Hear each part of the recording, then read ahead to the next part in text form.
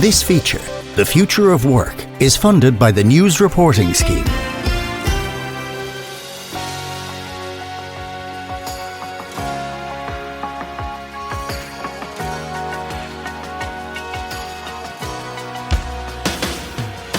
Welcome to this week's episode of The Future of Work on Clare FM.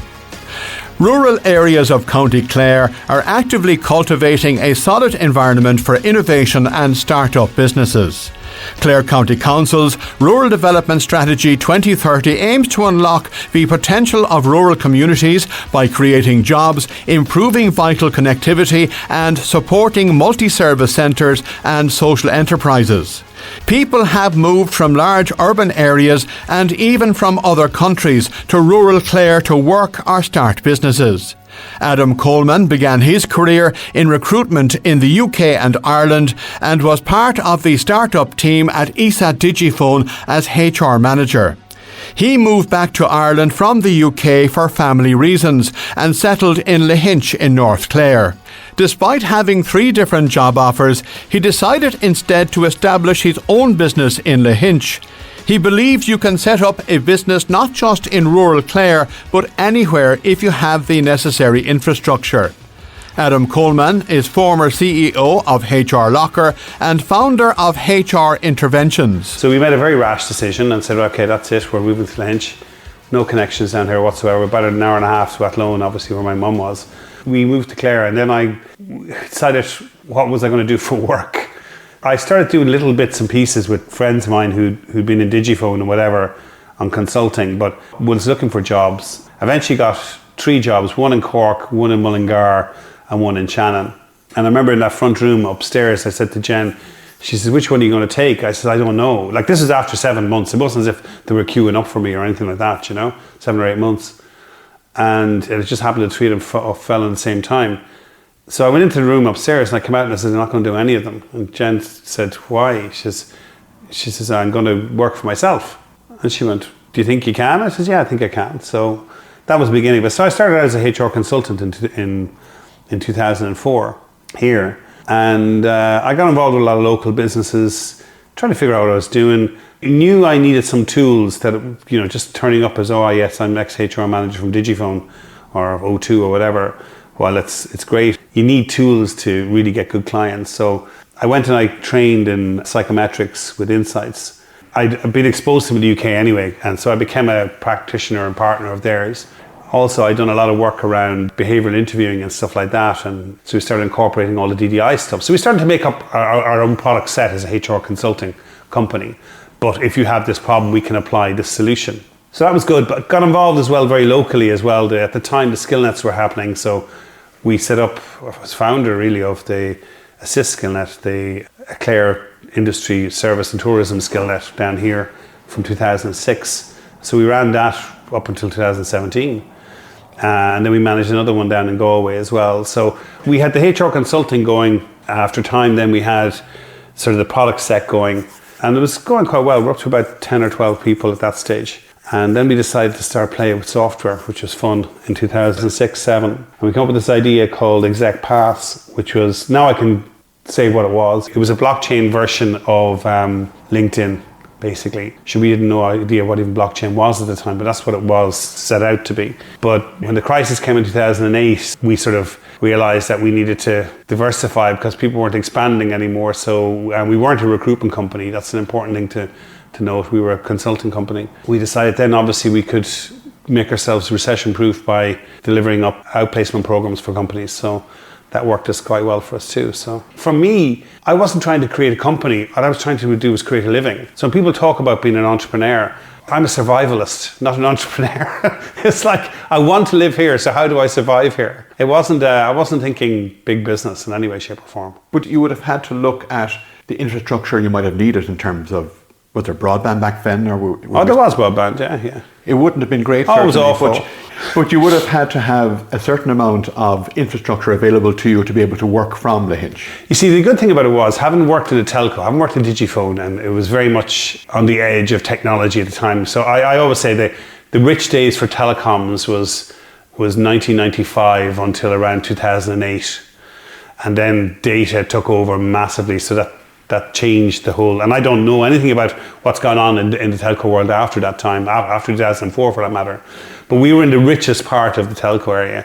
So we got exposed to an awful lot of good technical solutions and a lot of good, like I hired nearly all of the technical people in Digifone. So I had a massive network of technical people that I could grab on at any one moment in time, even to the fact that when we got our broadband put in here, one of the guys I'd actually worked with in Digifone had now gone to Broadband Ireland. I called him up and he said, oh my God, and he had someone out within a day sorting it out for us. So we were very blessed that way. Technology, the way I always look at technology is it only limits you to your own limit. Now, the problem I have with technology at the moment is there's too many options. From just you in your back room in Lahinch to, and you did sell HR Locker eventually. Yeah. You started with yourself. When you finished, how many people were working with? We got to about 56 and we overhired at one stage. And then when we were preparing for sale, we had to scale back a little bit. So I think we scaled back to about 42, 43. It wasn't so much the number of people, it was what they were doing and more importantly, where they were doing it from. Like, we had a full development team, full test team, and then we had a lot of support companies used to work with us as well. And we had people in Ireland, UK, Spain, Portugal, Vietnam, India, Ukraine, and then Madeira, where the guy in Ukraine moved to Madeira. 95% of them were permanent employees. 2 or 3 of them were contractors to companies, but they were virtually permanent employees anyway. So yeah, we had a massive diverse workforce. When you started, did you ever think it would come to that? Not a clue, no, not a notion. And it's very funny, I found something recently, I find these every so often. I found one years ago back in 1995, where I set my goals for 1995, but I found it in 2002. And I'd done all my 95 goals by 2002. You know what I mean? So I think I found something recently then that what would I be happy with in terms of a figure of selling the company? And this was back in 2017. I think I wrote this, and I think I was out by about 30 grand. So I've done okay, you know. It's like everything else. You have to have a vision of where it's going. You do have to, and I keep saying this, and I'm working with 2 entrepreneurs, I call them at the moment, who are early stage. And the one thing that's really important is you have to measure yourself. You have to say, what am I going to get done by this? Or how many people am I going to have employed by this? Or what will my EBITDA be by this? Or whatever it happens to be. But you have to measure yourself. If you're not achieving the measurements that you're putting in place, you're probably doing okay. You know what I mean? I don't think I ever hit any one of my targets because probably my targets were too high. Do you know what I mean? So I think people beat themselves up over not hitting targets. You put a target, go for it and see how far you get to it. And if you don't get to it, pivot, do something else. You know, You've done your best. Yeah, and that's, I wouldn't say, there's this need constantly these days of personal affirmation of, I've done well. I remember an American guy who rented my house in Dublin, Evan was his name, and he now runs 2 or 3 fitness gyms and stuff, and he's a physio in California. And he taught my kid a very interesting lesson. Tomas arrived back after North Clare cross-country running championship, and he come running into the house and he goes, Daddy, I finished second in the North Clare cross-country. And Evan looked at him, he says, do you remember I told you? And Tomas looked at him and he says, what second? He goes, it's first loser. And I looked at him and he winked at me like my friend. And it was a great thing. He was really happy because he'd become first loser. So he was really happy because he was second, put into his head as first loser. Therefore, he knew that he could have done better, but let's enjoy where I am as well, you know? And I think people go for so many things and they set out a target and they don't hit that target on the nose, or they come 20% less of it and they feel they failed. But they're the ones who set the target in the first instance. So if they'd set the target 20% lower, they would have achieved it. So what is it? It's a goal.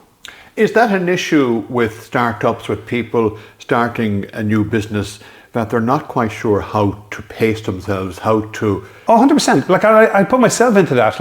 As I said, I didn't want to start a company. I was not an entrepreneur. I was a survival merchant, right? So I had no major goal when I started the company initially first. It was shooting in all different directions. But I think it was around 2008 when the crash came, We diversified into outplacement programs. And I was having a conversation with one person in particular in the very early stages of their HR interventions. After year one, I think I had worked on my own as a consultant. And she did really, really well. You know, how much did you make? And I told her, and she says, that's really well. I says, but it's not enough. And I says, well, what do you mean? This? She said to me, what do you mean it's not enough? And she looked at me and says, you need to build something. And that stuck in my head. So yeah, I did need to build something, and we continued on, and we started to, with all the products and services that we did in HR consulting, it was like literally trying to get that into a situation. How do we put that into a product that a company can use it? And that's why I suppose the evolution from where we went from consulting into software was quite obvious. And plus, it's easier to sell a product as a company than selling a service as a company, because it appears, even though it was software, HR Locker, it was more tangible. It was like, it solves a problem. It doesn't solve all the problems, but it solves specific problems. And so I think when I was building something, I needed to build something. And then it was only after the fact, after I thought, my God, I might be able to sell this in the future. Is it easier, do you think, nowadays for someone to start a business in a rural part of County Clare, a rural part of Ireland? It's easy to start a business anywhere in Ireland, once you have broadband. And to be fair, the supports that are there now through the likes of the enterprise boards, Enterprise Ireland and New Frontiers, and they're all working together. They're probably all killing each other as they always have done, but they're all working together. But I mean, the opportunities there for people to get supports is phenomenal. Now, I know, there are lots of people who have tried got those supports and won't have got them, because it's actually, what will happen is it'll get very competitive to get them, which is the only reason a business survives, is because it remains competitive, and we went through that route twice. We tried to get HBSU status in Enterprise Ireland, we failed, and then I went to Manchester in 2016. I went over and did eSpark over there for 16 months. Going over every other week, which was fun and cheaper than going to Dublin, actually, which is interesting enough. And then basically came back and then got brought back in because we dropped under, I think it was 10 employees. And they changed the rules. We got dropped into Leo and Clare, and they were really supportive of us. And then when we got over 11, then we graduated again to Enterprise Ireland. So the supports are there. And by God, my first experience of Enterprise Ireland was good. My middle experience wasn't great, but from 2018, I'd say, onwards, phenomenal. Hats off to all of the DAs in there, because they were absolutely fabulous. There was never no, it was always, let us see. We weren't probably the easiest customers in the world to deal with because we were quite demanding, but hopefully polite. Someone starting a business in rural Clare, should they aspire to employ as many people, maybe, if they can? No. Or should they do it for themselves? No, I don't think. I think if you build a business on the basis of how many people you're going to employ, you're building the wrong business, particularly with the AI at the moment and all that sort of stuff. Like even two of the startups that I'm mentoring at the moment, there's still only 2 people, but it's the equivalent of probably about 15 people 15 years ago. Because there's a lot of easier ways to do things and quicker that you don't require people to do anymore. But then there's other jobs that are slightly different. I think there's 2 different mindsets. There's the survivalist, as I call myself, as in I want to live here, so therefore I want to survive here, I want to get on. That's a different ballgame. But if you're talking about what they're classing now as an entrepreneur or a person, when people say that their job title is an entrepreneur, I laugh. Unless they've sold a business, and I don't even deserve the title because I don't feel like I've invented anything. So I think when people start a business, if they're passionate about it, like I was passionate about HR, so I could see the difference we were making. There's those type of entrepreneurs, and they're fabulous. And then there's serial entrepreneurs who do it either for the kicks or for the money. And they're 2 very different animals, very, very different animals. And I'm the latter. I'm not the serial one. Because as soon as I sold, the first question people were saying, what are you going to do? Are you going again? Are you going again? Are you going again? I said, hold on, let me take my breath, will you? Going again to do what? And then there's other people who just jump straight back in and go off with idea number two. I need to be passionate about what I'm doing. I can't do it otherwise. The advice I'd give anybody is you can start a business absolutely anywhere. Whether you're in Lahinch, Ballyvaughan, Kilkee, Scariff, it doesn't make any difference. Once you have broadband and electricity, which is obviously important nowadays. And I think the only problem you have with the way the markets are now is that when you get out there, everybody is constantly selling at you. And if you can get through that noise, then you'll make it. But if you're passionate about what you're doing, you can do it anywhere. There's no question. Because it becomes a way of life. And for me, working remotely, living close to where my kids were in school, being there for them was really important to me. And that was one of the reasons why we lived and set up here. I didn't have any idea that it was going to end up doing as well as it did. But yeah, I'm a blow-in for Clare and always will be. But Clare is home for us, and the support that startups get down here in particular is fantastic. That was Adam Coleman, former CEO of HR Locker and founder of HR Interventions. We'll be back next week with another episode of The Future of Work. This feature, The Future of Work, is funded by the News Reporting Scheme.